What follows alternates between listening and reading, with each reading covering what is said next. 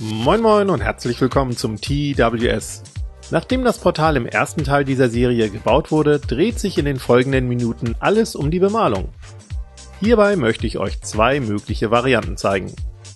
Eine klassische mit einem schnellen Leuchteffekt für Einsteiger und eine zweite Variante, bei der noch etwas mehr gestaltet und aufwendiger bemalt wird. Doch bevor es losgeht, ein kurzer Nachtrag zum ersten Teil und ein Tipp für alle, die das Zuschneiden der Portalbauteile für zu schwierig halten. Bastelt vielleicht vorab erstmal ganz in Ruhe ein Probeportal ohne all die Blenden. Also nur mit den 5 Ringbauteilen, den 4 dicken Segmenten und dem Stufensockel. Das dauert vielleicht eine halbe Stunde und danach wisst ihr dann ganz genau, was wie zu schneiden ist und ihr könnt euch anschließend ans komplette Portal machen. Aber kommen wir nun zur Bemalvariante 1 in klassischem Grau mit einem einfachen Leuchteffekt. Grundiert das Portal zunächst in Weiß.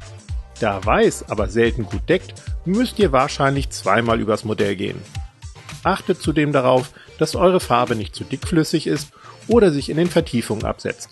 Denn die scharfen Ecken und Kanten sollen ja erhalten bleiben. Mischt nun ein dunkles Grau an und bürstet damit kreuz und quer übers Modell. Die dunkle Farbe soll sich dabei fast überall auf dem Portal absetzen, nur möglichst nicht in den Vertiefungen. Der Stufensockel wird komplett dunkelgrau bemalt. Wählt dann ein mittleres Grau, um die ersten Highlights zu setzen. Ihr könnt nun entweder wieder trocken bürsten oder wie ich die Farbe auftupfen. Denn so habt ihr mehr Kontrolle und könnt besonders die Flächen viel gezielter aufhellen. Und immer dran denken, die Vertiefungen sollen möglichst weiterhin weiß bleiben.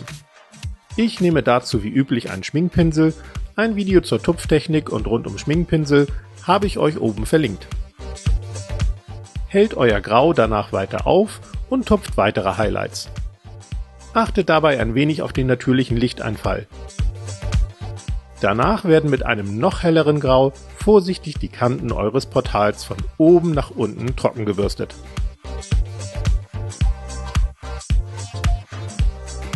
Abschließend folgt der einfache Leuchteffekt mit Tesseract Glow von Games Workshop, das in die Vertiefung der Runen aufgebracht wird. Sollte vorhin etwas dunkle Farbe in diese Vertiefung gelangt sein, ist das übrigens nicht so schlimm. Malt im Zweifelsfall einfach nochmal mit Weiß nach oder lasst auch mal eine Stelle einfach dunkler sein. Verdünnt das Tesseract Glow anschließend etwa zu 50-70% mit Wasser und tragt es in die sonstigen Vertiefungen rund um die Runen auf. Das muss überhaupt nicht sauber sein, im Gegenteil. Die Farbe soll gerne auf die grauen Farbschichten gelangen und damit die Illusion eines Leuchteffekts verstärken. Experimentiert beim Auftragen ein wenig herum, wie stark oder dezent euer Leuchteffekt sein soll. Abschließend mischt ihr aus Weiß und etwas Tesseract Glow ein sehr helles Grün an und zieht mit einem feinen Pinsel die Mitten der Runen nach. Denn dort soll euer Modell ja am stärksten leuchten, somit muss das Grün dort am hellsten sein. Und schon ist die Bemalung abgeschlossen und euer leuchtendes Portal wäre spielbereit. In der zweiten Bemalvariante soll es etwas verwitterter zugehen. Dafür wird zum einen Green Stuff benötigt, zudem dünnflüssiger Sekundenkleber und dann noch eine Modellierpaste. Ich habe diese hier von Liquitex, aber ihr könnt natürlich auch andere Pasten oder zähflüssige Spachtelmasse verwenden. Formt zunächst aus Green Stuff einige dünne Würstchen bzw. Fäden. Haltet dabei eure Unterlage immer gut feucht, damit sich das Green Stuff gut verarbeiten lässt. Die Fäden werden dann über und ans Portal gehängt, um Schlingpflanzen, Tentakel, böse Energiereste oder sonstiges anzudeuten. Einfach das, was zu eurem Spieltisch passt. Es gilt, je mehr Fäden und je chaotischer, desto interessanter sieht's am Ende aus. Nehmt euch also genügend Zeit und achtet darauf, die Fäden gemäß der natürlichen Schwerkraft anzubringen. Schnappt euch dann dünnflüssigen Sekundenkleber und tragt hier und da ein paar Tropfen aufs Portal auf. Der Kleber frisst sich dann leicht in den Hartschaum und sorgt für eine aufgerissene, verätzte Oberfläche, als ob Magie, Energie oder sonstige Kräfte das Portal beschädigt hätten. Als nächstes kommt die Modellierpaste dran, um solche Strukturen auch nach außen hin gewölbt zu erzeugen. Außerdem lassen sich damit wunderbar die Stellen kaschieren, wo die Fädenenden ans Portal geklebt wurden.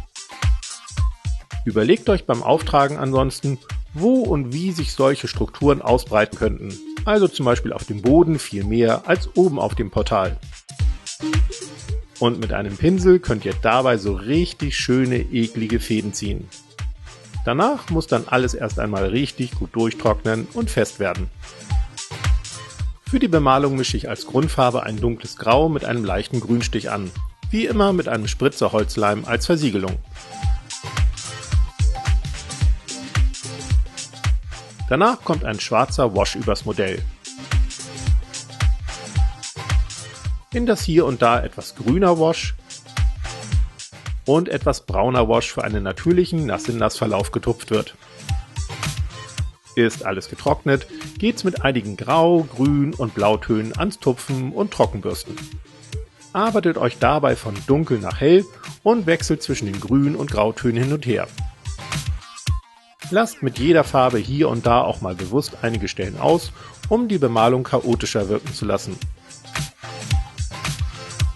Mit einem Blau-Grün werden dann primär die Flächen rund um die Runen betupft, um Energiereste oder ähnliches anzudeuten. Dies wird danach mit einem helleren Ton noch akzentuiert.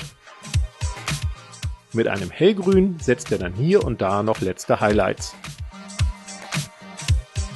Wer die Runen übrigens jetzt noch mit Leuchteffekten versehen möchte, braucht nur dem oben verlinkten Tutorial folgen. Dort findet ihr eine ausführliche Schritt-für-Schritt-Anleitung, um genau dieses Leuchten hier hinzubekommen. Denn ich habe exakt dieselben Farben wie im verlinkten Tutorial verwendet. Ich wünsche euch nun viel Spaß beim Gestalten eures Portals, egal ob ihr es einfach oder etwas aufwendiger haltet. Wir sehen uns dann nächsten Freitag. Bis dann!